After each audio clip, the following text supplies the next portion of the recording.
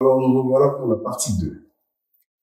Premièrement, nous avons parlé du mérite, nous avons présenté nos différents interlocuteurs, et nous avons pu conclure que le mérite a plusieurs définitions selon son contexte, selon l'entrepreneur, selon ce qu'il fait, selon sa perception également de ce qu'il voudrait recevoir également. Maintenant, dans l'entrepreneuriat, le mérite vient surtout d'innover, de créer de la valeur, de prendre des risques en général. Maintenant, la question qui me vient en tête, c'est que quand on parle du mérite, quand même, quelque part, c'est l'intérêt pour chacun de prouver sa valeur, de prouver la valeur de ce que tu fais, la valeur de ce que tu veux aussi quand même qu'on voit de ce que tu es en train de faire. Mais il paraît que dans le mérite, il y a également la notion de privilège et d'injustice. Sur la notion de privilège et d'injustice, certains diront que quelqu'un qui est né avec une cuillère dans la bouche, il n'a rien que dans ce qu'il fait comme travail, il n'y a pas de plus-value. Ou bien quelqu'un qui est parti au Canada, qui étudie au Canada, en moyenne, il gagne son argent ici, il n'a pas les mêmes sacrifices que quelqu'un qui est avocat, qui sait de entreprendre. Qu'est-ce que vous en pensez?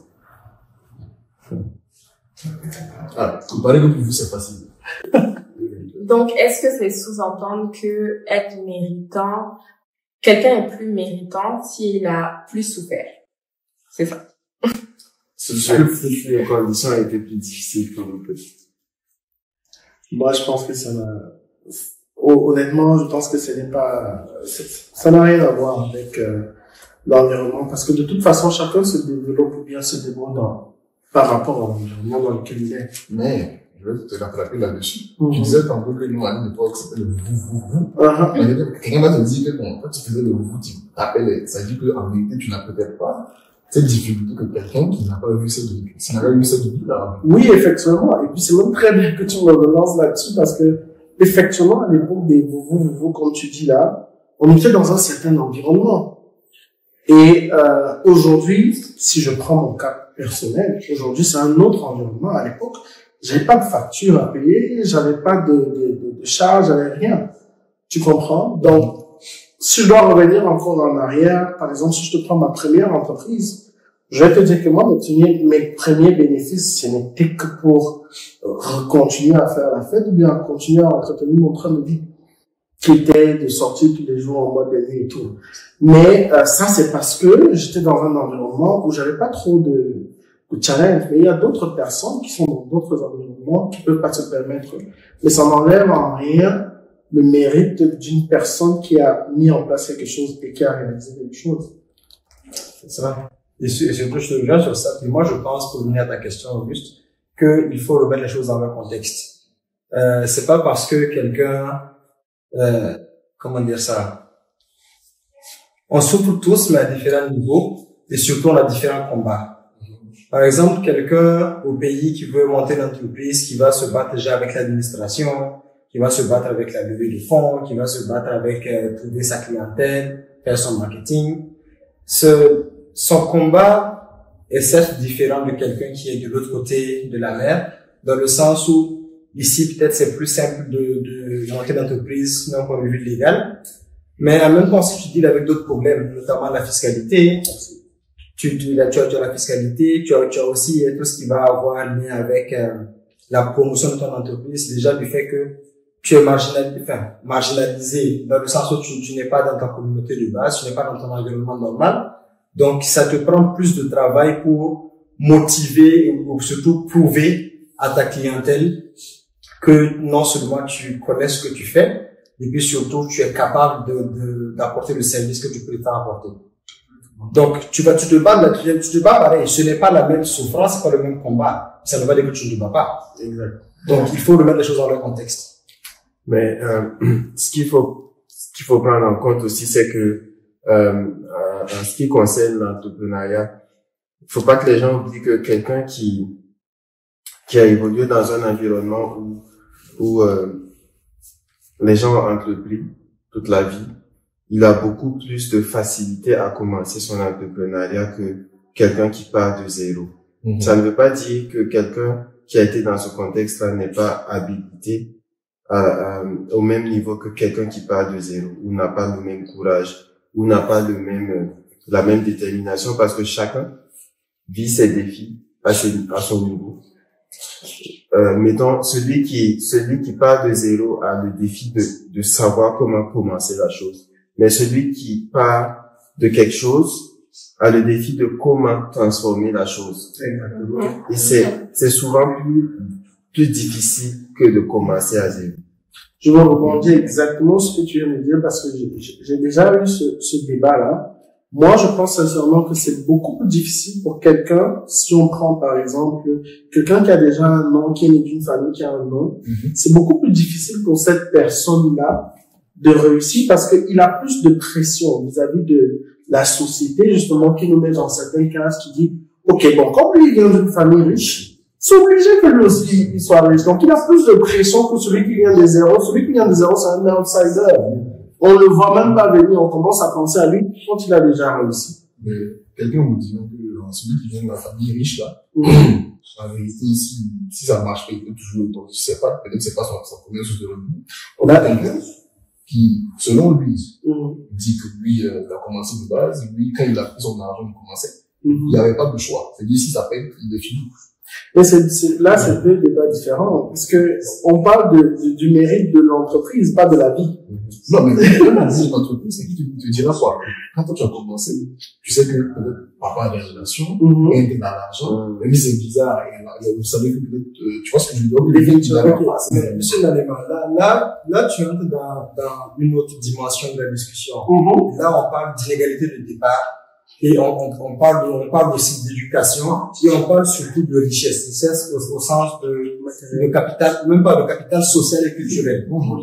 Parce que là, on s'entend bien que quelqu'un dont la famille a réussi, comme tu disais tantôt, à cette pression-là, mais surtout au-delà, même si cette personne ne prend pas les finances des parents ou quoi que ce soit, il a un capital dont il ne peut pas se défier. On parle ici d'éducation, de livres, de musées, de choses comme ça que il a acquis en grandissant et ce n'était pas son choix d'avoir cette connaissance-là. De même que les contacts. On va parler des contacts, mais à la fin de la journée, le gars n'a pas choisi que son oncle ait été ministre de telle chose ou que son oncle soit entrepreneur. C'est sa famille qui est comme ça. Donc on ne peut pas lui demander parce que son voisin n'a pas eu la même chance que lui doit relier justement tout ce qu'il a acquis en grandissant. Parce que là maintenant, c'est pas des choses qu'il a choisi de faire lui-même. C'est un environnement dans lequel il est né et il a grandi. Ça lui a été donné. Et est-ce qu'on doit en vouloir à quelqu'un parce que ses parents ont travaillé? Donc, justement, bon, je veux laisser, oui. J'avais dit concernant, le fait d'entreprendre quand on a évolué, j'allais dire étudier, mais quand on a évolué, hors de son pays d'origine, et qu'ensuite on décide de rentrer pour entreprendre, le défi qu'on a, c'est quoi? C'est que déjà on a une certaine, je sais pas comment appeler ça, c'est préjugé. Il y a le préjugé et puis on est comme marginalisé nous-mêmes. Il y a un sentiment d'appartenance que tu n'as plus parce que là-bas on te considère comme n'étant pas de là-bas. Et ici, quand tu es de l'autre côté, on te considère comme étranger. Finalement, quand tu arrives dans ton pays d'origine pour entreprendre une activité, tu sais plus c'est quoi les rouages. Faut pas qu'on se montre là. Et tu as plus de pression parce qu'ils attendent de toi que tu réussisses dès le premier coup parce que tu viens de l'Europe. Ou de l'Occident. Tout en étant fermé à ce que tu vas proposer comme innovation. Par contre, celui qui a été là, moi, je vois que c'est un avantage pour ceux qui ont été, c'est plus intéressant même pour ceux qui ont évolué dans le pays parce que ils connaissent les réalités mieux que nous, parce que je pense qu'on est tous du pays, on vit les réalités chacun à son niveau, mais sur le plan de l'entrepreneuriat, ils ont plus accès à certaines opportunités que nous. Ça veut dire, ne pensons pas que parce qu'ils sont là, ils dorment. Quand tu rentres, tu te rends compte que il faut que toi tu pousses pour te faire de la place. Puis, quand tu essaies de pousser pour te faire de la place, tu vois qu'on te prend en adversité, sur tous les plans. Absolument sur tous les plans. Et l'autre problème que tu peux avoir, c'est qu'on te juge. Parce que on a connu une entreprise avant que toi tu arrives, ça veut dire que toi tu es dans la même, c'est tellement compliqué de te détacher de l'image du marque, de l'entreprise avant que, juste un exemple que je donne, quand je suis rentré et que je me souviens une fois on avait une réunion, je suis arrivé, j'étais le plus jeune. D'accord, c'était une réunion pour les titulaires de pharmacie. Quand j'arrive dans la salle, je vois que les gens sont étonnés. Ils se posent des questions. Oui, parce que je suis jeune. Tu comprends un peu? Je suis jeune. J'ai même eu une question du genre, vous êtes titulaire déjà? Tu vois un peu. Donc, ça te prend un temps pour te dire, mais c'est comme si j'ai pas ma place là. Quand j'ai été invité là parce que j'ai le droit d'être là, parce que actuellement c'est moi qui suis aux affaires.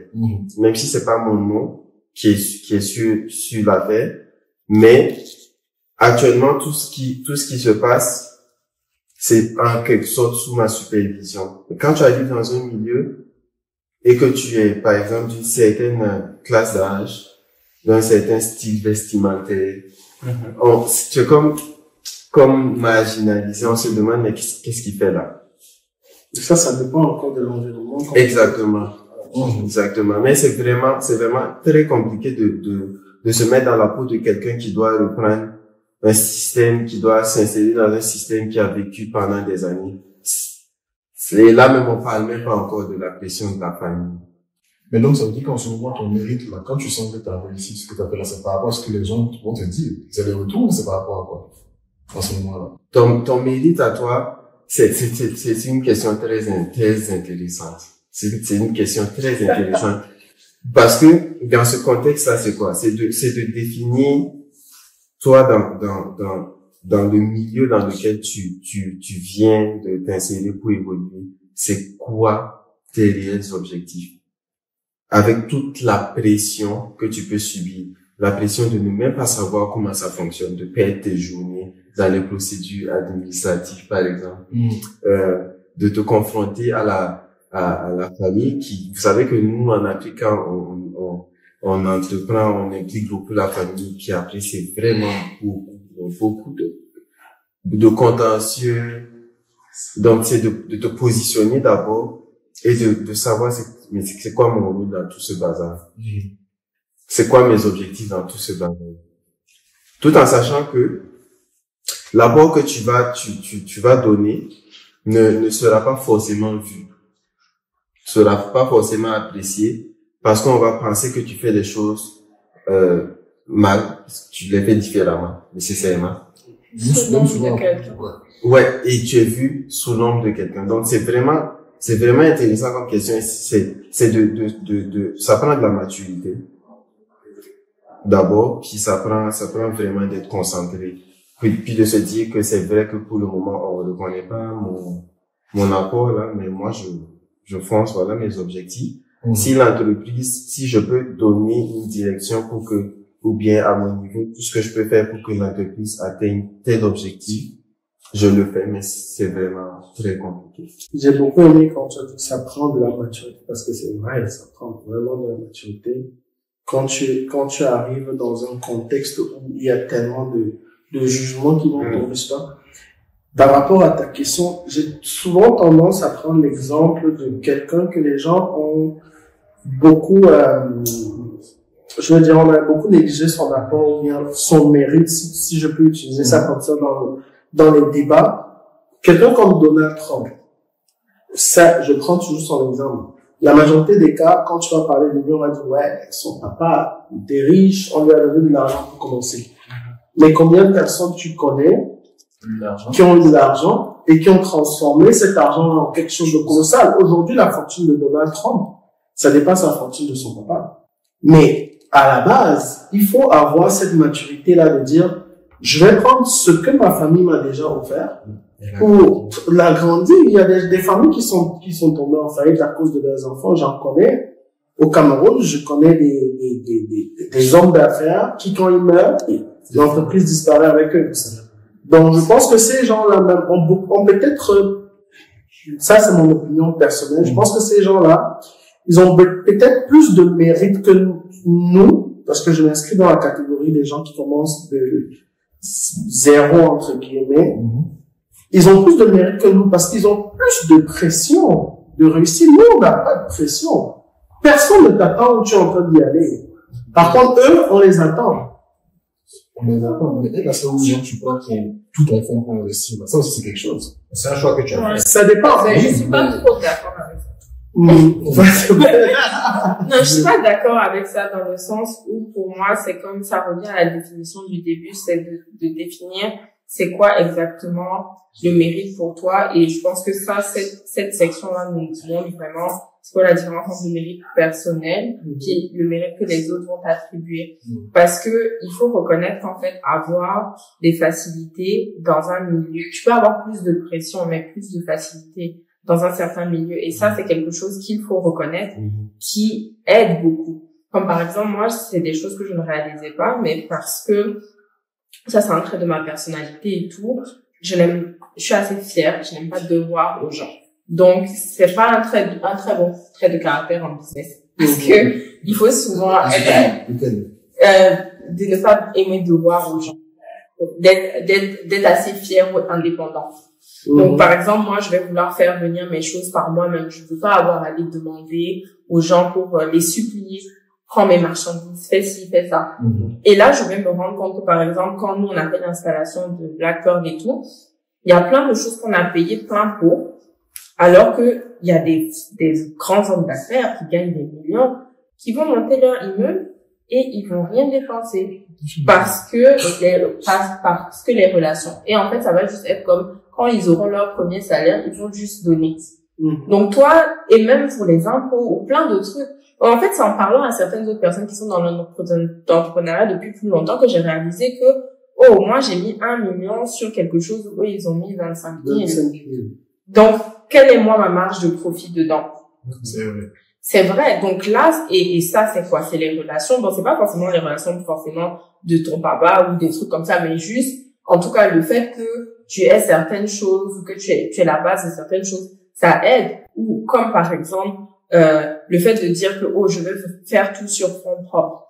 Comme je peux le dire honnêtement, genre Black Pearl, ça a été fait de fonds propres canadiens. Parce que on a pris le prêt au Canada parce qu'on avait plus de liberté. Toutes les banques au Burkina nous donnaient soit des taux complètement fous ou des garanties que on n'a qu'à vendre le terrain en même temps et puis faire le truc. Ça n'a aucun sens. Et c'était des trucs qui n'avaient aucun sens. Mais parce que ici le crédit est plus facile et tout, c'est une chance. Je vais dire que par exemple une autre personne qui aurait été au Burkina, qui n'aurait pas eu cette facilité-là et qui n'aurait pas voulu se vendre, n'aurait pas eu ces choix-là. Mais moi, je vois aujourd'hui certains instituts, ils achètent des machines, ils font des choses parce qu'ils ont le pouvoir d'achat que moi, je n'ai pas. Alors que si j'avais eu ces facilités-là, il faut en être conscient. Maintenant, le truc, c'est pas parce que tu es conscient que tu es aigri. Là, je pense que c'est là qu'il faut faire la différence. Tu peux reconnaître que, cette personne-là, bon, c'est le produit du népotisme. J'espère que moi aussi, mon enfant, c'est le produit du népotisme. Mais c'est ce peut-être, par exemple, oui, mais c'est ça, mais parce que tu veux essayer d'aider tes proches, etc., etc. Mais de là et chacun a ses défis à d'autres niveaux. Mais moi, je suis pas d'accord par rapport au fait que, quelqu'un qui a eu plus de chance au début a plus de mérite qu'une personne qui a commencé de zéro, en fait. Le point que moi, vous avez dit qui m'intéresse, ça veut dire qu'en vérité, si on regarde un autre aspect du mérite, le mérite, ce n'est pas forcément personnel. Parce que ton mérite personnel, il découle de ta collaboration, donc il devient un collectif quelque part. Oui, mais moi, oui, c'est vrai. Mais pour moi aussi, ce que je pense et je pense que cette partie-là cible le fait que le mérite personnel doit être privilégié un peu. Parce que, en fait, les gens, ils vont toujours trouver quelque chose à dire sur ton parcours. Alors que c'est toi qui sais, peut-être que avoir à reprendre l'entreprise d'une telle personne ou faire telle chose, ça t'a demandé un effort colossal. Et seul toi le sais. en fait. Seul toi le sais, et seul toi sais ce que tu as dû sacrifier ou faire pour arriver à ce niveau-là. Et les autres autour, ils vont avoir une vision vraiment très exacte. Et au fond, une vision que des fois toi aussi tu veux partager. Parce que peut-être que tu n'as pas envie que les gens se disent que tu voulais ne pas être dans l'ombre de ton père ou de ta mère ou de si. Tu voulais que les gens te voient comme un badass voilà. C'est ça. Bon, je vais dire, ok, aujourd'hui, on parle et tout, mais peut-être que j'ai envie de faire genre que Black Pearl, c'est toute seule. voilà, sans souvent, parce que ça aussi, ça me donne du crédit et ça. Mais donc, il y a de ça aussi. Donc, il y a beaucoup, moi, je trouve que le mérite aussi que les gens te donnent, il y a beaucoup de, c'est forcément biaisé. Au mieux comme au pire. Tout à fait. Mais seul toi, c'est vraiment. Moi, je pense personnellement qu'en matière d'entrepreneuriat, il faut qu'on se dise honnêtement qu'on part de zéro. On part tous au même niveau. On a peut-être pas, quand je dis niveau, je ne pense pas aux facilités, par exemple, je ne pense pas aux relations, mais je pense au plan personnel, sur le plan de l'état d'esprit, là, je pense qu'on part au même niveau. Faut qu'on se dise ça parce que faudrait pas que on se donne on se dise que ceux qui sont dehors ont plus de, puis, en fait, quand on rentre, je sais pas, si vous pouvez nous donner vos retours après, mais moi, c'est quelque chose que j'ai vraiment vécu. C'est comme de l'aversion. C'est comme si, on te voit un enfant gâté. Est-ce que vous comprenez? Effectivement. Alors que ta vie n'a pas forcément été rose étant à l'extérieur. C'est pas faux. Les gens ignorent souvent les sacrifices que, étant ici, on a dû faire pour atteindre les objectifs pour lesquels on est. Sans revenir même à l'aspect entrepreneurial. Donc, quand tu finis, et qu'on te demande de rentrer pour endosser une charge aussi grande, je pense que tu pars de zéro. Tu pars de zéro parce que tu viens aussi pour faire des preuves. Tout à fait. Mais moi, je pense qu'en fait, ce que les gens cette vision, oui, la vision, l'étiquette te colle, c'est beaucoup lié à la culture. Et je sais que tu es burkinabé comme moi. Et au Burkina, en tout cas, peut-être plus généralement en Afrique et tout, il y a je sais pas si c'est de la jalousie, en tout cas, il y a un petit truc où, quand tu as quelque chose qu'ils n'ont pas, au lieu de, par exemple, avoir la culture de venir te poser des questions, ou essayer de savoir, avoir un intérêt, ils vont avoir un petit truc négatif. Comme par exemple, ici, les gens vont parler très librement de leur salaire, où tu vas avoir une belle voiture. Tu vas garer ta belle voiture et les gens vont être comme, oh, waouh, tu as une trop belle voiture, comment tu l'utilises, et les gens, ils en parlent facilement, en fait. Tranquillement, c'est la réussite, les gens ont envie et ils viennent avec plaisir de dire qu'ils ont envie de ta réussite et s'intéresser à ta réussite. Alors que par exemple au Burkina, je peux pas parler de tous les pays, mais au Burkina, ça va plutôt être comme on va te faire des petits pics par rapport aux choses que peut-être toi tu ne considères même pas si spéciales. Oui, exactement. C'est ça. Ils vont te faire des petites piques et oui, te dire que toi tu es assis, tu te prends la tête parce que ça, ou tu fais le malin parce que ça. Alors que c'est des choses, tu n'y penses même pas, ce n'est même pas lié. Donc pour moi, c'est une question de mentalité.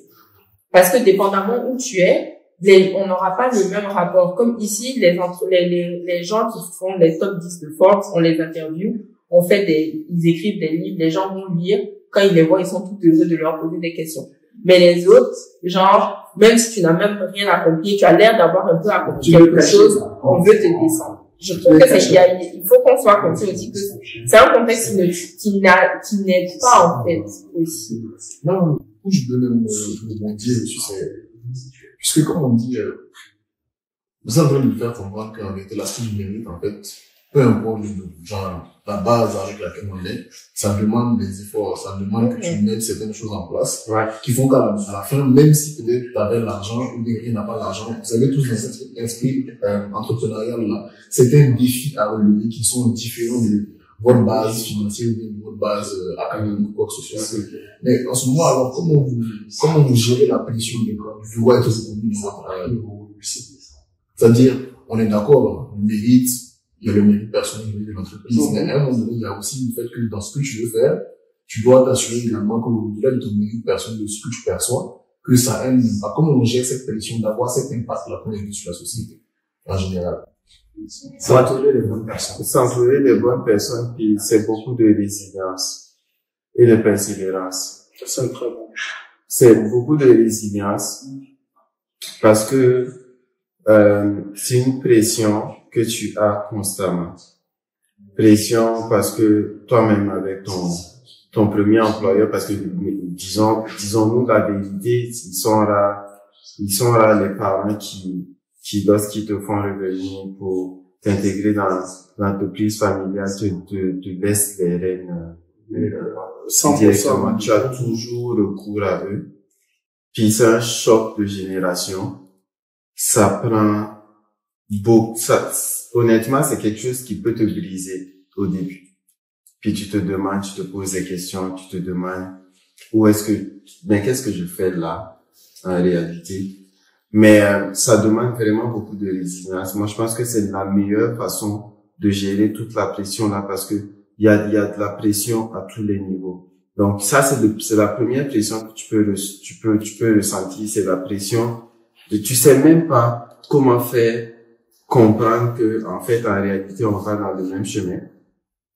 Tu proposes des idées, puis c'est comme si en fait on te fait comprendre que tu n'agis pas pour la entreprise. Exactement. Alors que c'est juste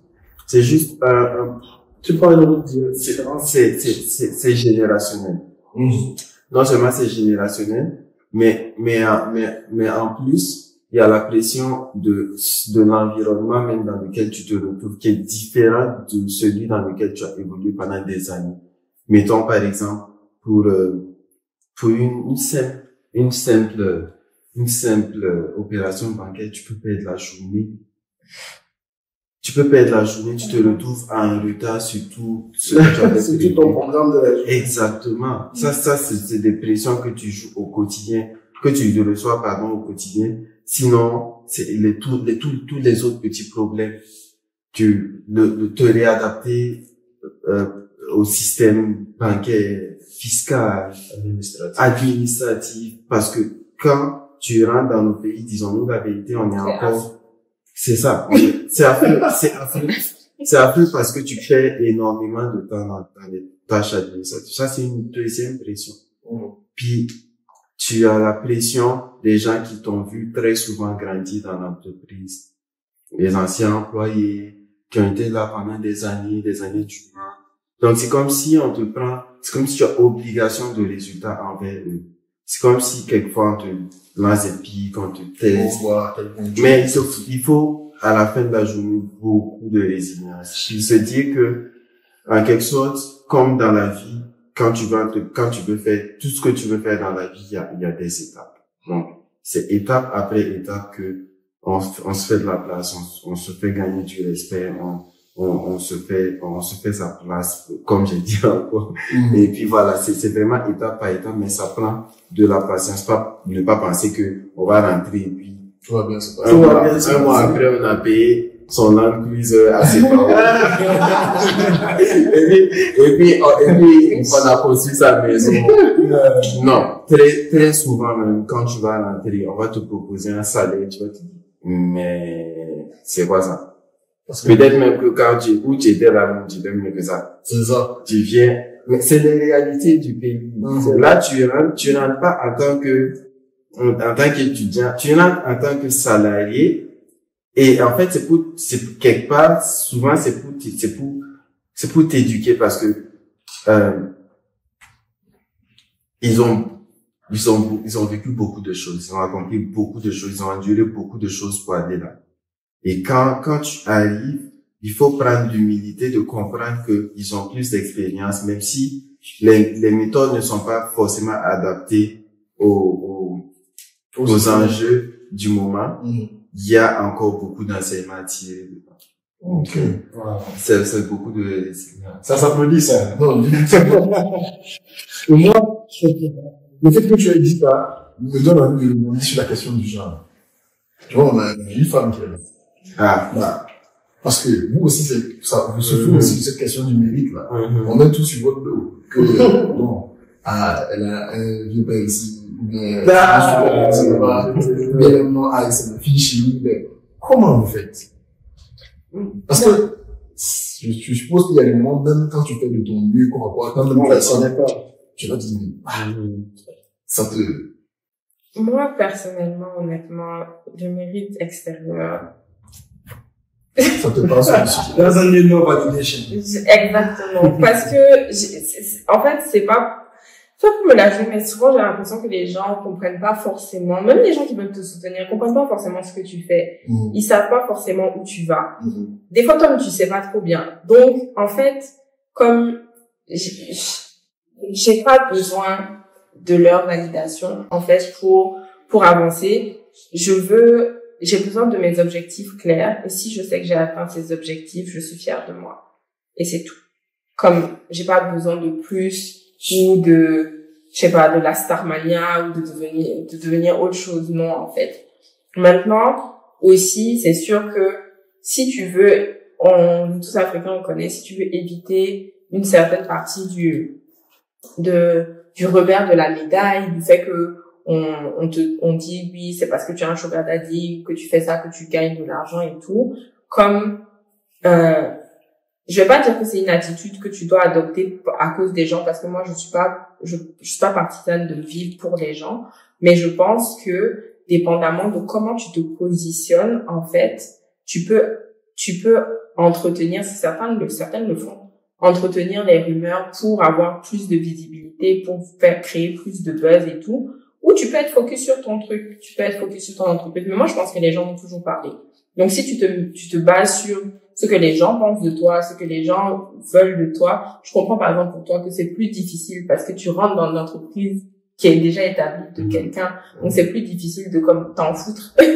de tu ne peux pas. Tu sais, c'est même pas que ton entreprise et tout. Mais quand c'est vraiment à toi de la tête aux pieds, tu as ta vision et tu focuses sur ta vision. Moi, je trouve que la question du genre, c'est vraiment difficile. Moi, j'ai pas eu de retour comme négatif de ce genre à elles sont pistonnées, on leur a donné de l'argent, etc., parce que je pense que je ne pas encore un broker et tout. Mais, par exemple, quelque chose, c'est que ça a été très difficile de set up, genre Black Pearl, parce que plein de, comment dire, on n'était pas du tout respecté parmi les différents prestataires. Okay. Donc par exemple, moi je vais être avec un ami, comme je prends un exemple, genre je vais être avec Fortuna, on va passer pour repeindre les murs ou un truc comme ça. Ils vont commencer à lui parler à lui au lieu de parler à moi, alors que c'est moi qui l'ai engagé. Mais comment tu dis ça? Ouais, c'est la question que j'avais. Honnêtement, ça te fait pas forcément. Enfin, moi, personnellement, ça me faisait pas forcément mal parce que je connaissais le milieu, mais je trouvais ça difficile pour l'atteinte des objectifs. Parce que c'est très difficile d'atteindre des objectifs quand, par exemple, tu as besoin d'avoir différentes choses qui doivent être faites, mais qu'on ne t'écoute pas ou que on te contredit, alors que c'est toi qui payes à la fin de la journée. Donc, et est-ce qu'à la fin tu veux être la femme aigrie tu vas être le cliché de la femme aigrie parce que tu t'es énervé, parce qu'on ne te respectait pas, on te donnait, c'est difficile d'atteindre des objectifs, en tout cas en tant que femme. Moi je trouve que c'est difficile, mais moi je pense que si tu veux t'adapter à ton milieu, ce que tu dois faire, c'est que par exemple si tu veux que certaines choses soient faites, tu dois trouver quelqu'un qui va être un homme qui va aller gérer ça pour toi. Ça va être géré plus vite et tu atteindras tes objectifs au lieu d'essayer de... Oui, moi je suis plus... Des choses. Exactement. En fait, je me dis que le fait que cet électricien soit moins misogyne à la fin de la journée, ça ne m'apporte rien. Exactement. Choisir ses batailles. Mais après, je vais get the job done. Oui. Mais ça, c'est un très bon trait de leadership parce que, tu sais, beaucoup de gens ont tendance à penser que être leader, ça veut dire que tu dois tout porter chez toi. Oui. Mais pourtant, l'une des qualités d'un leader, c'est de savoir à quel moment déléguer et puis dans quel environnement tu te situes. J'aime ce que tu dis. Parce que surtout, beaucoup de gens pensent que parce que tu as créé une entreprise, tu dois forcément la diriger. C'est ça. Je suis CEO. Tu sais, c'est ça, c'est que tu Je n'ai pas le conseil d'administration. Je ne te coupe pas, mais ça, c'est un débat vraiment que j'ai eu avec deux jeunes entrepreneurs. Ça fait il y a une semaine. Puis il y a un qui me rappelait que, sur ton profil LinkedIn, tu dois déjà mettre que tu es CEO du coup. Ils sont pas contents. Ils sont pas entre soi. Hier, on a un événement de réseautage des entrepreneurs multiculturels de l'Outaouais. Puis le nombre de cartes que je reçois, des jeunes, ils ont encore rien fait dans leur, je veux dire, je ne tue pas leur travail, mais je veux dire à un certain niveau. Ils te donnent des cartes CEO, machin, directeur général. Je dis, mon gars, les gens cherchent beaucoup de noms, mais ils savent pas le travail que ça prend. C'est quoi être Donc la validation extérieure. Mais moi, ils veulent une validation. C'est ça. J'ai vraiment beaucoup aimé comment elle gère ça parce que j'attendais vraiment voir comment tu gères ton quotidien parce que ça peut être très, très frustrant. On est en train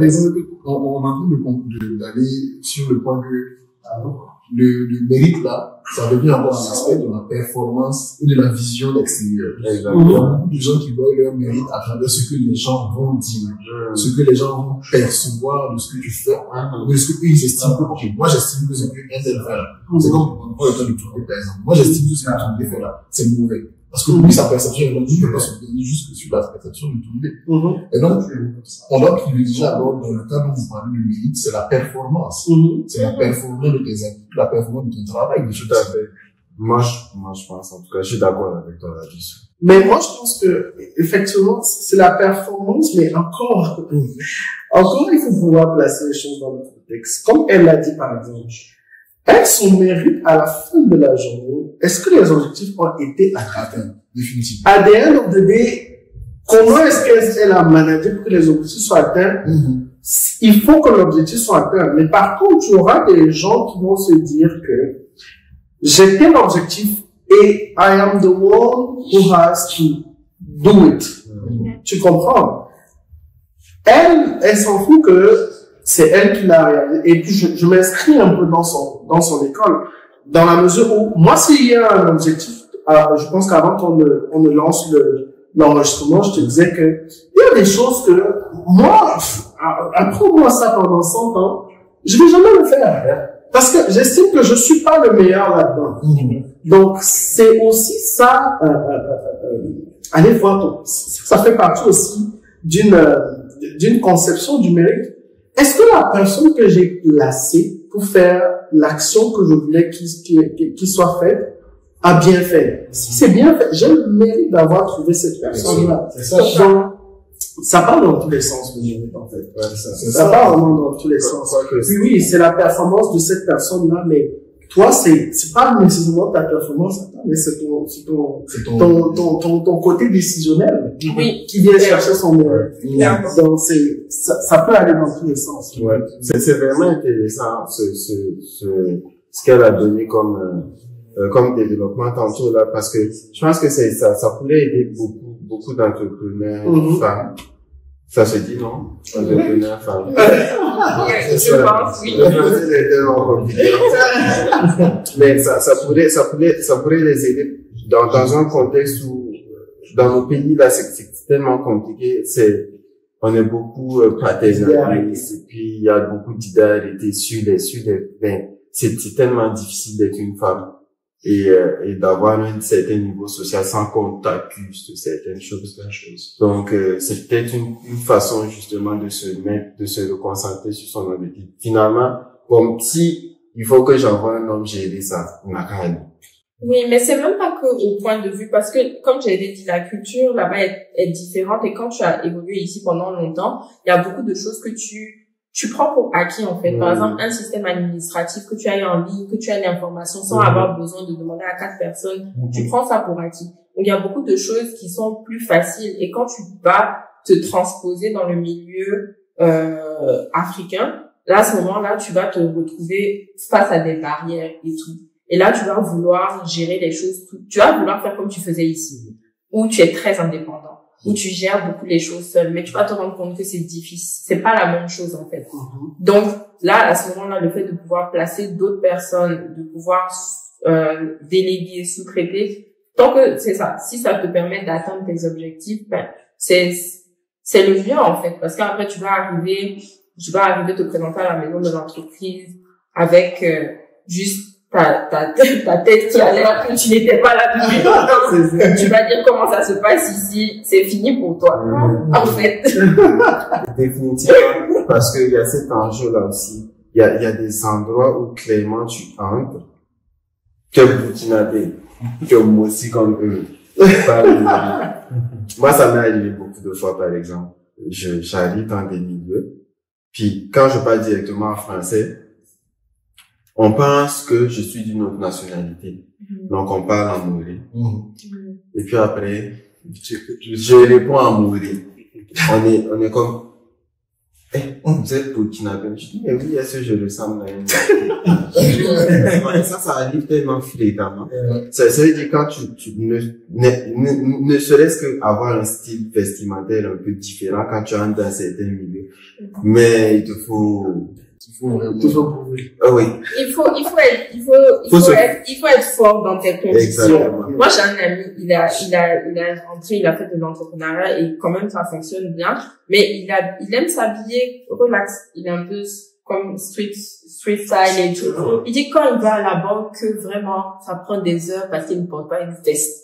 Et il me dit, Joanne, est-ce que je dois porter une veste? Je dis, ne porte pas de veste. Je dis, tu es toi, et puis voilà. Et tu restes toi. Voilà, tu restes toi. Donc, est-ce que voici la définition des Burkinabés qu'un entrepreneur successful, c'est d'avoir une grosse voiture et de porter une veste, même quand il fait 40 degrés. Donc, toi, tu dois rentrer dans cette case. Je ne suis pas d'accord, parce que tu fais la chose pour toi, tu fais ta réussite, c'est pour toi. Tu vois, ça, ce que tu dis, par exemple, à sa place, j'allais aller à la banque en costume. Oui. Dès que j'ai constaté que c'est comme cela, vas-y en costume. Pourquoi? Parce que au moins, they get the job done faster. Il dit oui, franchement. Il me dit, mais j'ai chaud. Mais il a chaud. Mais tu peux seulement là-bas. Non, mais c'est chaud. Mets ta chemise suivante. Quand tu as fini, tu enlèves, c'est bon. Mais j'ai donné l'exemple de la banque, mais c'est le cas pour tout. Quand il est dans son boulot et tout, genre quand les gens disent c'est le patron, ils croient pas. Mais ça, par exemple, je suis pas d'accord aussi. Parce que moi, je parle du principe où, selon ton domaine d'activité, il faut que tu sois toujours présentable. Non, il est présentable. Non, mais au Canada, ça aurait passé. Non, je m'excuse. Être présentable, c'est bien, tu as une chemise, un pantalon, c'est joli, il y a rien à dire. Mais selon ton domaine d'activité, il faut être professionnel dans ton atelier. Donc, ça prend impérativement que dans cette domaine d'activité, tu sois toujours bien habillé. Et ça, c'est pas question, c'est pas streetwear, c'est pas que tu aimes ça ou tu n'aimes pas ça.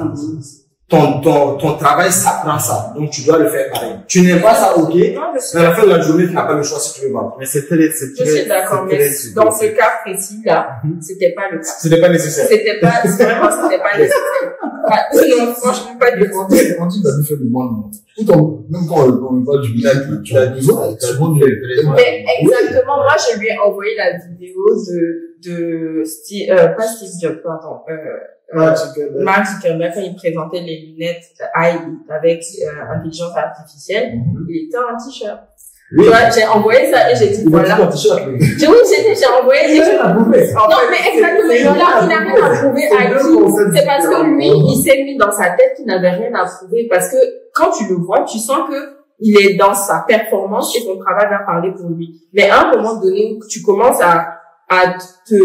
c'est pas juste que tu es mal habillé en griffe, mais tu commences à dévier, à mon sens, en tout cas. Quand tu commences à dévier de tes objectifs pour essayer de faire plaisir à d'autres personnes pour qu'ils valident ce que toi tu fais. Exactement. Pour moi, en fait, tu vas nuire, ou en tout cas, tu vas ralentir Ton avancée.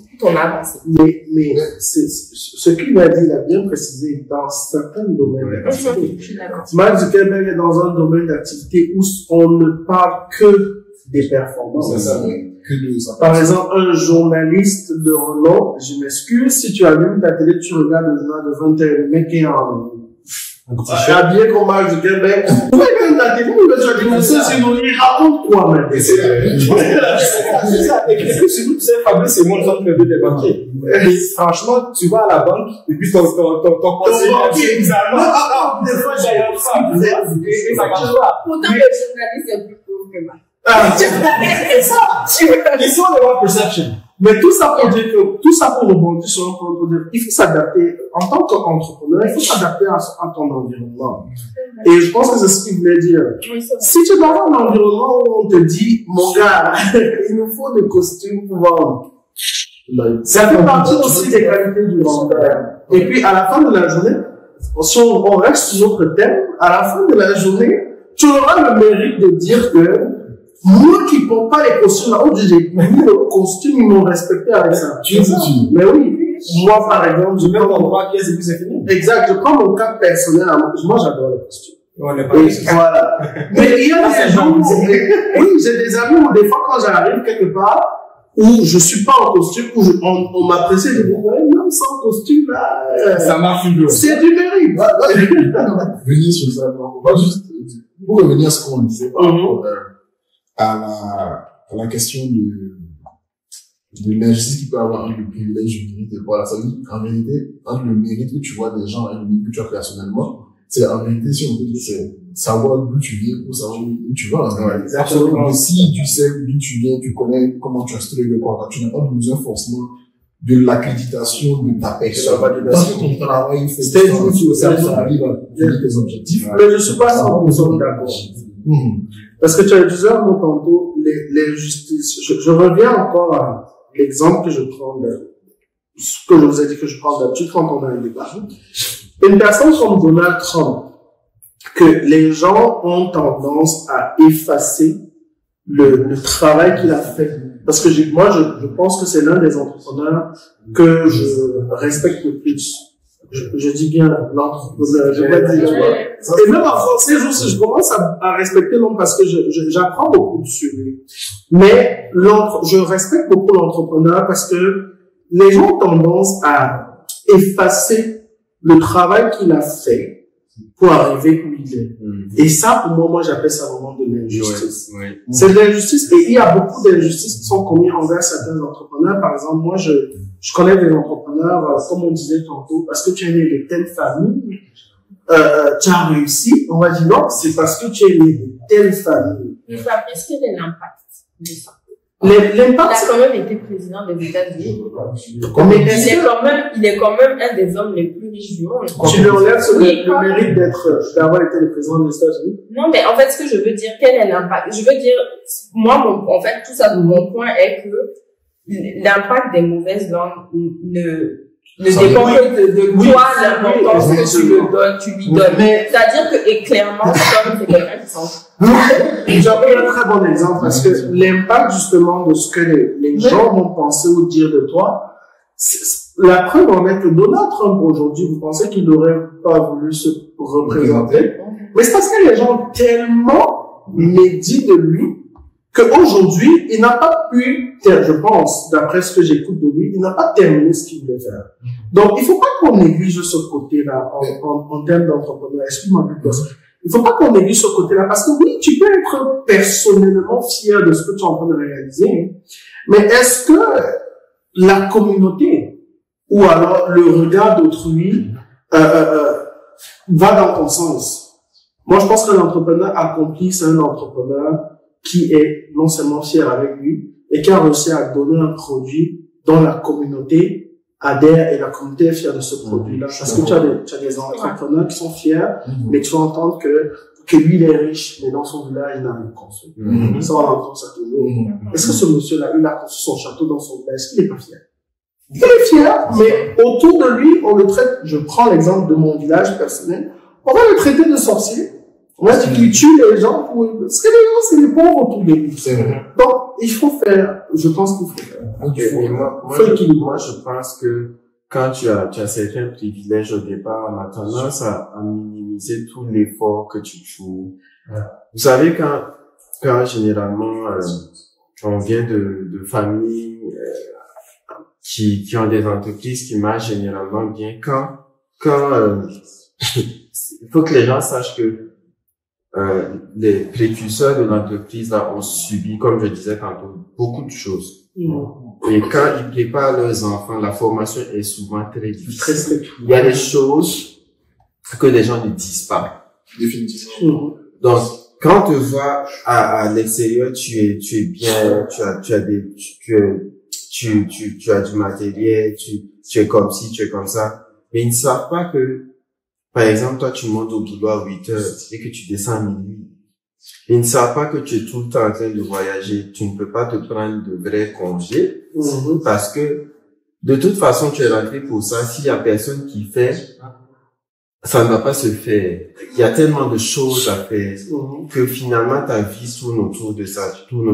Ils voient juste que socialement, là, tu es déjà un peu parti, mais psychologiquement, ils ne savent peut-être pas où tu en es. C'est ça. Tu as ceux qui t'ont légué l'entreprise qui te regardent. Exactement. La pression comme on a parlé. Vous pensez pas qu'alors, pour ça, au niveau des avantages et des défis d'avoir du mérite, que ce soit au niveau de la famille, quoi que ce soit, il faudrait pas qu'on crée un environnement équitable.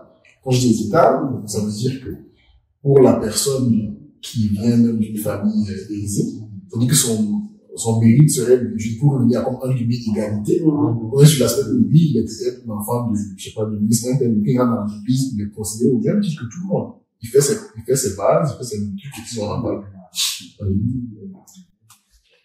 C'est difficilement implémentable. Oui. C'est pas impossible, c'est difficilement implémentable. On parle d'un exemple simple. Tu prends une personne A et une personne B.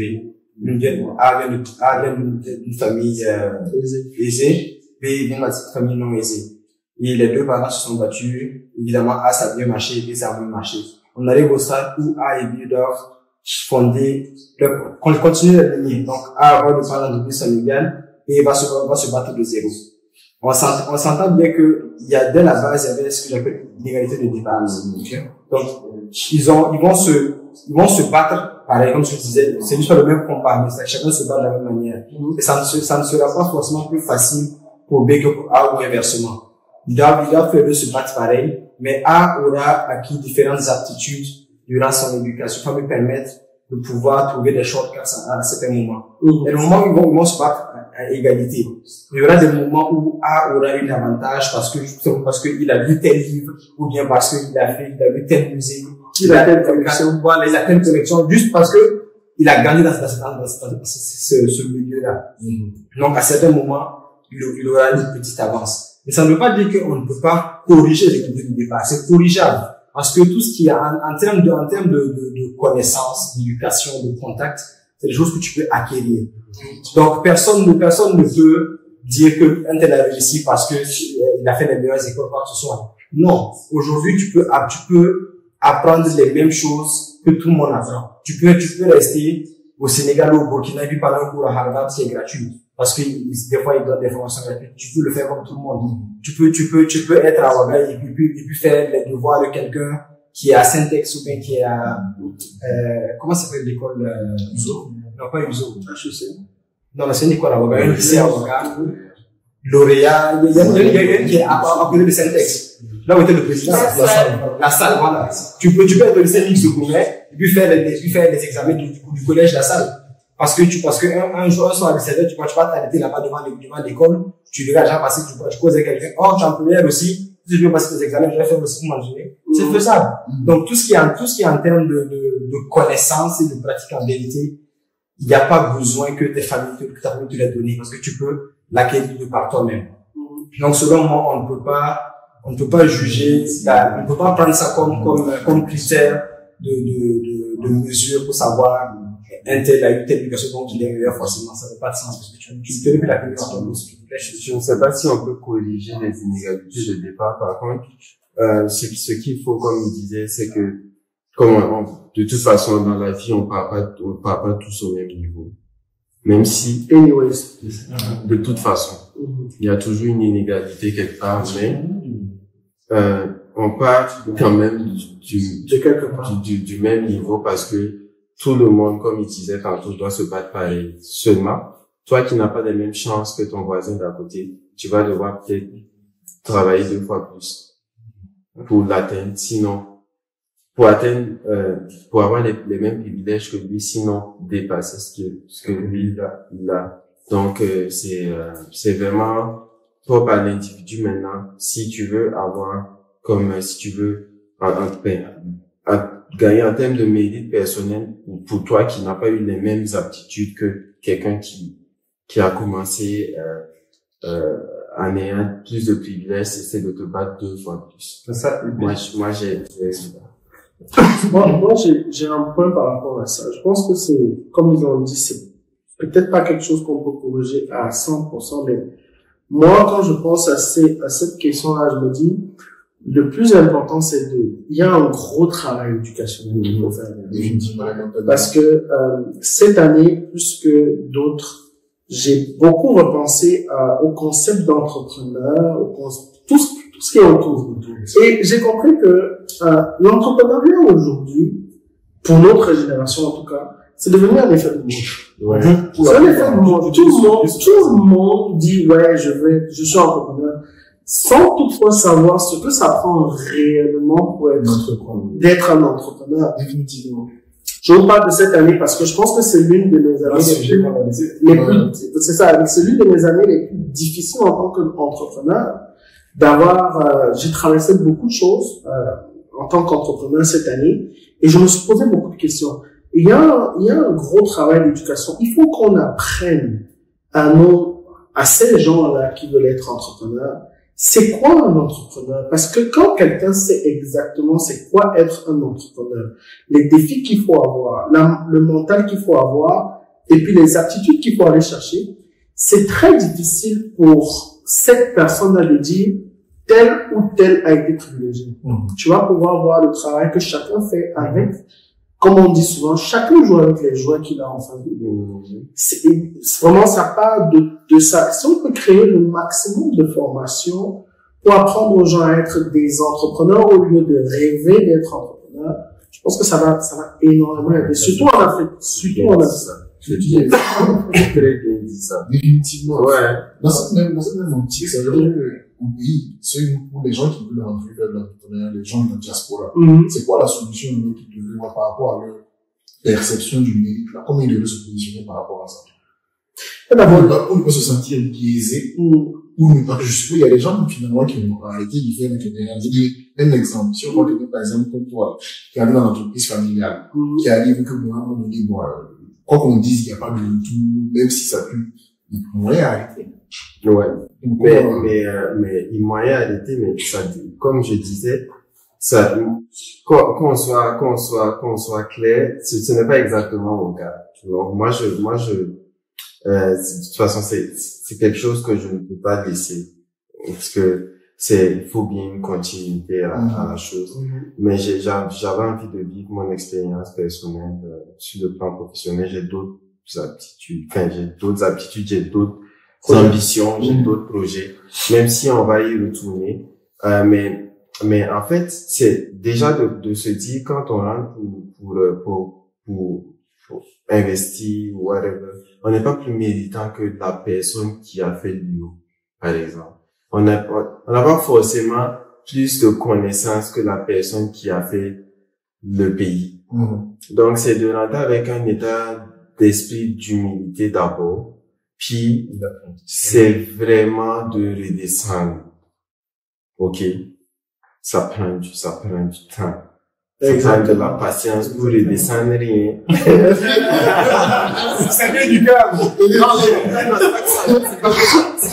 C'est pas ça vient du cœur, mais c'est un vrai conseil. C'est quoi? C'est de redescendre. Les gars, c'est de redescendre parce que,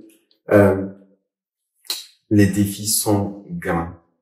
En termes d'entrepreneuriat, elle peut en témoigner. Beaucoup peuvent en témoigner. Quand tu rentres pour entreprendre, au début, c'est difficile.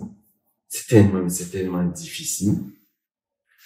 Mais ne serait-ce que pour faire comprendre l'idée que déjà, exactement, ou bien pour trouver ce qu'il te faut pour commencer en termes de matériel, de quoi que ce soit. C'est tellement difficile, donc il te faut redescendre. Souvent, il te faut revoir ton modèle, il te faut repenser tes idées, il te faut revoir tes objectifs, le fixer, le calibrer. Il faut redescendre, il faut beaucoup de courage. Définitivement. Et puis, il faut savoir que ceux qui ont été là, n'ont pas dormi, hein. Ben oui, ils ont fait avec ce qu'ils avaient, ils se sont battus et vous allez vous rendre compte que socialement ou sur le plan de l'entrepreneuriat ou bien c'est des gens que quand tu partais, ils n'avaient presque rien, mais quand tu rentres, ils sont rendus très loin. Ils ont beaucoup d'ouverture, ils ont beaucoup de facilité que toi, tu vas peut-être devoir recommencer à zéro. Donc finalement, quand je dis qu'on part tous de zéro, là, on part vraiment tous de zéro. Toi, tu es sorti, donc quand tu rentres, tu vas peut-être partir, tu vas recommencer où lui, il a commencé il y a 3-4 ans. Donc ça prend vraiment de redescendre. C'est vraiment... Moi, ce que je peux rajouter, c'est juste que ça serait bien que l'État ait des structures pour accompagner. C'est là que je voulais justement. Voilà, parce que ici, par exemple, c'est le cas. Je sais qu'au Burkina, on a la maison de l'entreprise, mais rare fois où j'ai mis les pieds, j'ai pas hyper été satisfaite. Donc, je trouve que, par exemple, c'est ça, le fait, par exemple, ici, il y a le réseau des femmes d'affaires je pense de Montréal, le REFAC du Québec.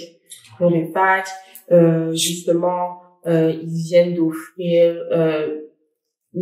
des bourses de je ne sais combien de millions de dollars pour les femmes d'affaires noires au Québec. Malheureusement, je peux même pas appliquer parce que l'entreprise n'est pas enregistrée ici. Mais par exemple, il y a... On peut t'aider avec ça. Ah, voilà. Voilà. Mais c'est vraiment, c'est ce genre de choses-là qui font que, comme, même si on a envie de rentrer chez nous, on a envie de développer chez nous, comme, on a besoin d'une aide aussi du pays pour nous aider à nous développer, en fait. Et à différents niveaux, comme on a dit ici, chacun a ses défis. Si quelqu'un a peut-être déjà le réseau ou déjà les finances, mais il y a d'autres choses qu'il n'a pas. Peut-être beaucoup de stress, ça dépend des formations, certaines choses. En tout cas, chacun à son niveau. Je trouve que ça devrait être une priorité pour le gouvernement parce que c'est ce qui peut permettre à notre pays de se développer. Parce que aujourd'hui, beaucoup de gens vont être là, ils vont gagner de l'argent au pays, mais ils vont aller dépenser ça en Côte d'Ivoire, sinon en Europe, sinon ailleurs, parce que ils ne trouvent pas, il y a pas d'environnement économique, de tissu économique pour dépenser sur place. Et ça, c'est dommage. Moi, je pense que l'État ne peut pas forcément financer tout le monde. Il n'a pas, surtout quand on est dans un contexte de lutte antiterroriste, là. Faut qu'on soit réaliste, c'est compliqué. Les budgets sont serrés. Mais, je pense qu'on peut trouver une solution, ne serait-ce que pour alléger,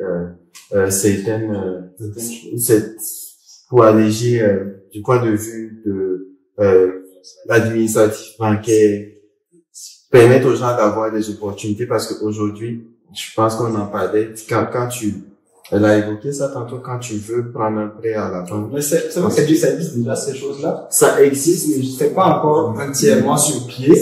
Mais au moins, il y a de l'évolution. Parce qu'il y a déjà 2 ans qu'on créé le CSB, le Conseil supérieur de l'État de l'extérieur, qui existe déjà, qui est un comptoir au ministère des Affaires étrangères. Ce qui permet justement une porte d'entrée directement pour la diaspora. Et c'est à travers ça justement qu'on a vu les choses pour les villas dans l'université là pour la diaspora. C'est à travers ça qu'il y a eu différents partenariats avec les banques. Je sais que Coris Bank a fait le tour en Europe et aux États-Unis pour les ouvertures de compte par exemple. C'est dans la même lancée. Donc les choses se font. Oui, ça prend plus de temps que ça fait que le normal, mais au moins il y a des précurseurs qui sont en train de se mettre en place petit à petit. Il nous appartient maintenant aussi à nous de nous engager plus dans les actions politiques et communautaires de chez nous aussi. Parce qu'en soi, on ne peut pas tous être entrepreneurs. Donc parce que en vérité, à mon avis, sans gouvernement fort, on peut avoir des tribunaliats. C'est pas possible. Donc, il nous prend aussi à nous engager dans la vie politique. Tu sais, on est là. Il y a beaucoup de gens ici, mais par exemple, on n'a pas de consul ici à Ottawa, par exemple. Ici au Canada, pas de consul unitaire, pas de consul général. On en avait un qui était décidé il y a quelques années. Actuellement, on n'a pas d'ambassadeur actuellement. Donc ça, c'est d'autres dimensions, mais à la fin de la journée, avoir des consuls honoraires, c'est des choses qui permettent facilement de créer des relations d'affaires dans le pays, tant pour la diaspora, que pour les investisseurs étrangers aussi. Donc, il nous appartient aussi à nous, justement, de mettre aussi la main dans la vie politique pour aussi, justement, faciliter notre insertion en tant qu'entrepreneur au pays. Mais je voulais rebondir sur vos deux points. C'est vrai que c'est des points très importants, mais je pense que c'est aussi aux entreprises. On a une culture et puis je reviens encore sur l'éducation. On a une culture en Afrique qui fait en sorte que les entrepreneurs qui ont réussi n'ont pas cette mentalité de vouloir redonner ou de vouloir retransmettre. Il faudrait qu'on vulgarise cette chose-là, parce que si tu regardes, par exemple, moi je prends le cas du Canada. Je suis actuellement membre du conseil d'administration du réseau d'action des entrepreneurs multiculturels de l'Outaouais. Il y a tellement d'organismes qui se créent pour pouvoir, oui, on veut que le gouvernement mette en place certaines affaires, mais si on force pas un peu la main au gouvernement, ils le feront pas, ok? Donc c'est à nous à côté, et nous, ceux qui sont au pays, les entrepreneurs à succès, les entrepreneurs qui sont au pays, de se mettre ensemble et puis de mettre en place des actions qui vont forcer, entre guillemets, le gouvernement à réagir. Par exemple, nous, avec le réseau d'action des entrepreneurs multiculturels, on essaie de mettre en place des événements qui vont rassembler les entrepreneurs pour pouvoir démontrer le pouvoir ou bien l'avantage que le Québec, par exemple, a de nous avoir. C'est-à-dire que quelle est la plus-value qu'on apporte au Québec? Donc, c'est à nous entrepreneurs ou à nous de la diaspora, des fois, ou à ceux qui sont au pays, de passer à l'action. Et on n'a justement pas cette culture-là. On a une culture très individualiste en Afrique en général. Et je déplore ça parce que si tu regardes, par exemple, moi je prends l'exemple du Cameroun, les hommes les plus riches du Cameroun, dès qu'il meurt, en même temps sa fortune est partie, son entreprise a disparu. On n'en entend plus parler. On avait l'homme le plus riche du Cameroun à l'époque qui s'appelait Fotso Victor. Dès qu'il est mort, et je te parle de l'homme le plus grand polygame d'Afrique centrale.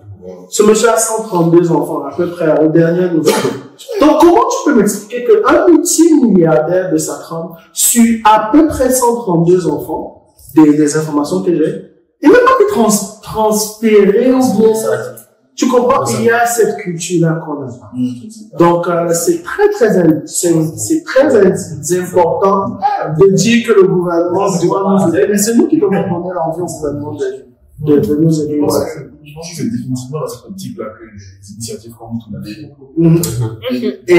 et c'est à saluer. Et il faudrait que des initiatives comme ça, qu'on donne de la force avec une énergie. C'est-à-dire qu'une énergie redoutable, j'ai envie d'utiliser un terme, je suis un fan de manga, faut qu'on lui donne la force comme un Sangoku en méga guerrier.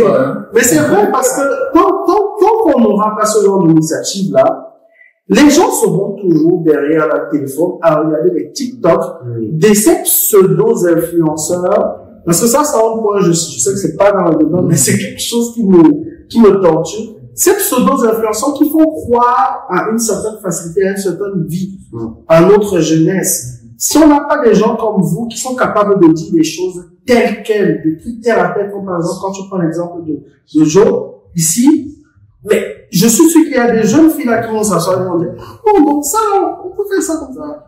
C'est vrai. On n'est pas, je pense que nous ici, on n'est pas, je pense qu'on n'est pas encore arrivé au niveau où chacun d'entre nous veut arriver. On a peut-être eu le courage de faire un certain pas. C'est aussi très bien parce que, au lieu de tout le temps écouter les marques, ben oui, c'est vrai qu'ils sont arrivés à un certain niveau, ça fait peur. Mais si on peut mettre plusieurs petits entrepreneurs qui démarrent comme nous, de dire, écoute, grand chef, toi, hier et moi, on buvait ensemble, moi j'ai fait ci, tu peux le faire aussi. C'est très, très, très important. Et je salue vraiment avec là votre initiative. Oui. C'est vraiment à encourager. N'est-ce pas, hein? C'est bien, c'est une très belle initiative, vraiment, de prendre les devants, déjà, pour faire comprendre aux gens que c'est pas facile. C'est aussi simple qu'on pense. Tout le monde ne deviendra pas forcément millionnaire. Ça ne marchera pas pour tout le monde forcément. Mais tu auras un mérite.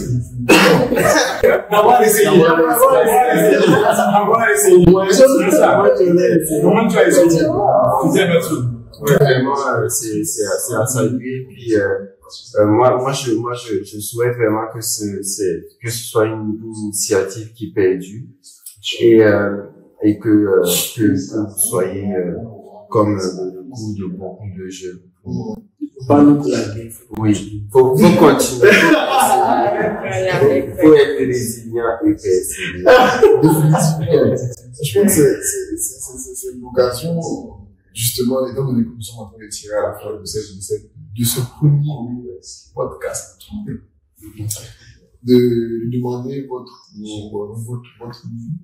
c'est compliqué, votre mot de fin sur le sujet, et qu'est-ce que vous aimeriez que ceux qui nous regardent retiennent, en fait, de la question du mérite dans l'entrepreneuriat, de comment le mérite doit être perçu, de comment il doit être géré, et surtout de comment, en tant qu'entrepreneur, on doit faire face, à certaines réalités qui peuvent justement attacher ce mérite-là, en tant que tel. On les ferme. Évidemment. Merci de commencer. C'est bien terminé. Merci, Ulysse. Donc, moi, en tout cas, j'ai beaucoup aimé nos échanges aujourd'hui. J'ai trouvé ça très, très riche. Ce avec quoi je repars, c'est vraiment l'idée de s'asseoir et c'est ça, d'être concentré. Comme il a dit, de redescendre, c'est ça? Oui. Redescendre, fixer clairement ses objectifs, savoir où on met son mérite, qu'est-ce qu'on veut vraiment, qu'est-ce qui compte pour nous, pas seulement financièrement ou sur plein de points. Avoir une vision claire pour savoir où on va, parce qu'on sait, on dit quand on sait pas d'où on vient, on sait pas où on va. Donc, c'est vraiment l'idée que je garde, aussi savoir bien s'entourer. Je suis contente, en tout cas, de faire partie je veux dire des premiers qui ont fait partie de l'aventure Tourité et tout. Et, je pense que si je dois donner un conseil, c'est ça, aux jeunes entrepreneurs, c'est vraiment de ne pas trop rêver et de savoir bien vous entourer. C'est ça. Donc,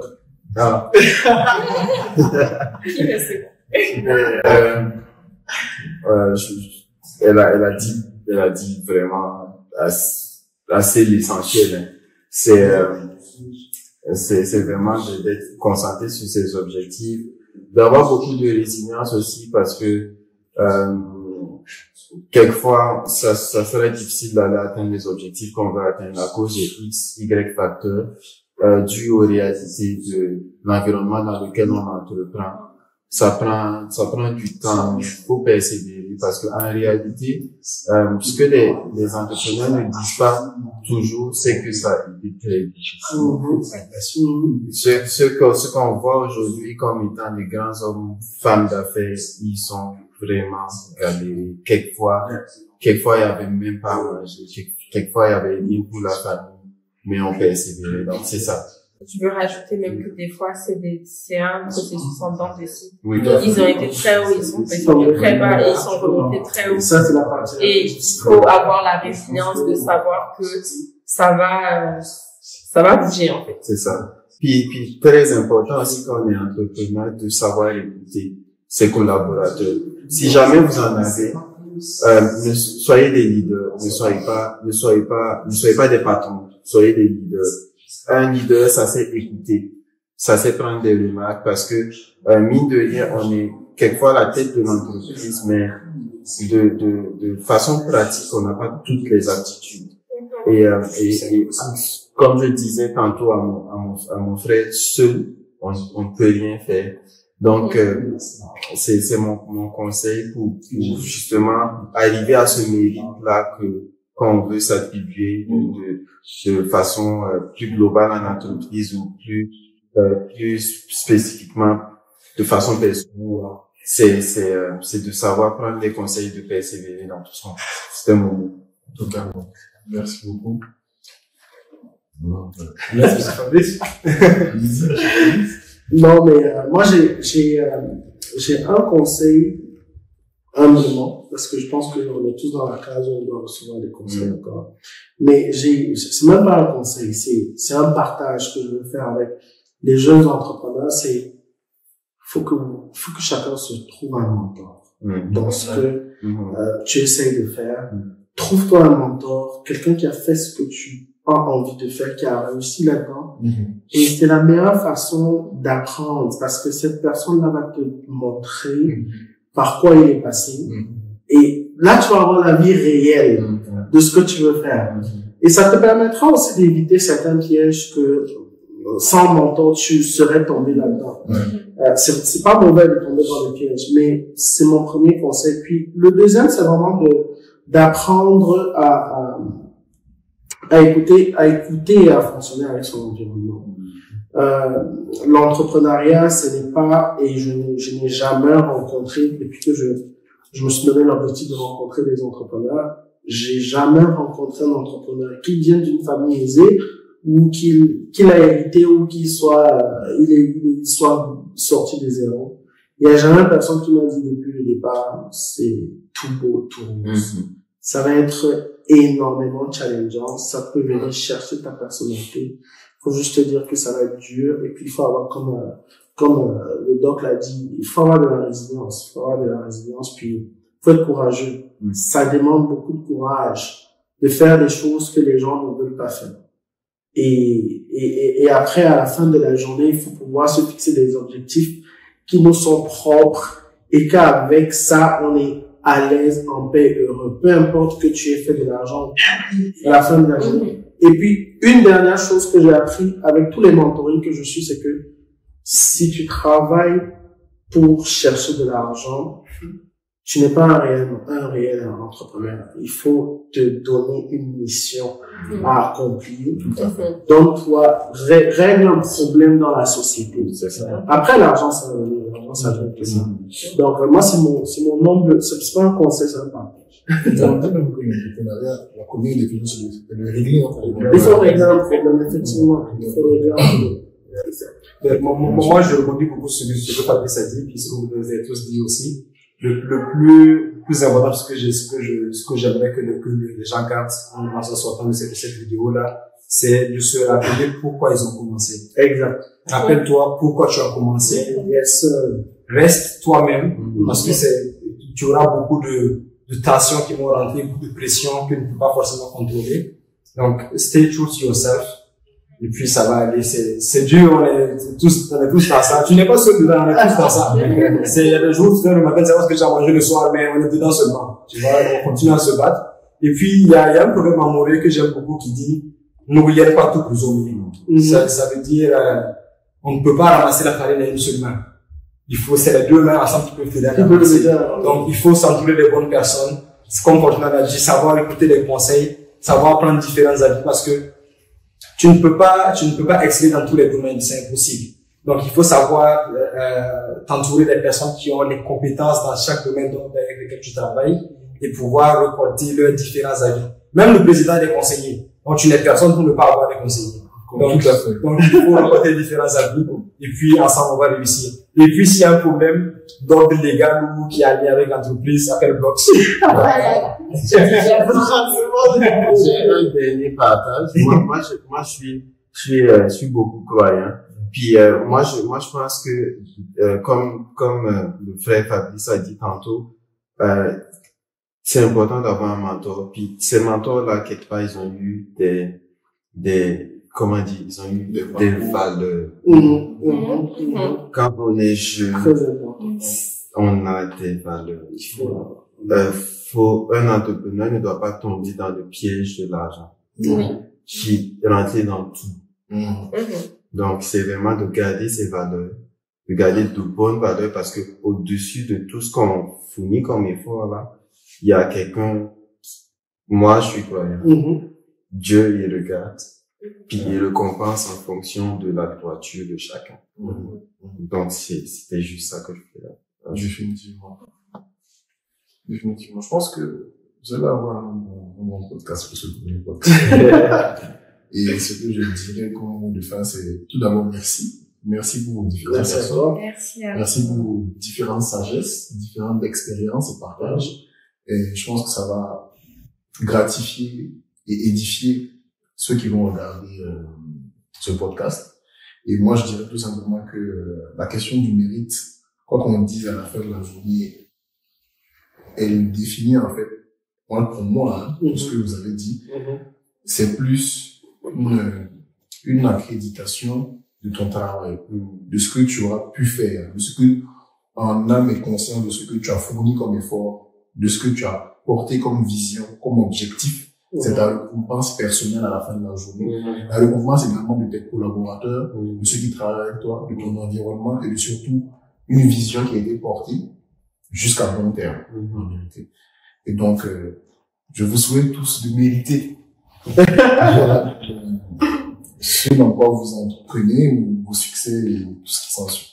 Et pour terminer, généralement, on a le slogan tourner ta vision, ta boussole. Donc, je vais vous demander je fais 1, 2, 3. Et puis, à la 3, on va juste tous le dire à la fois. Ta vision, ta boussole. Ta boussole. Alors, 1, 2 et 3. Tourner ta vision, ta boussole. Tenez, gars, merci.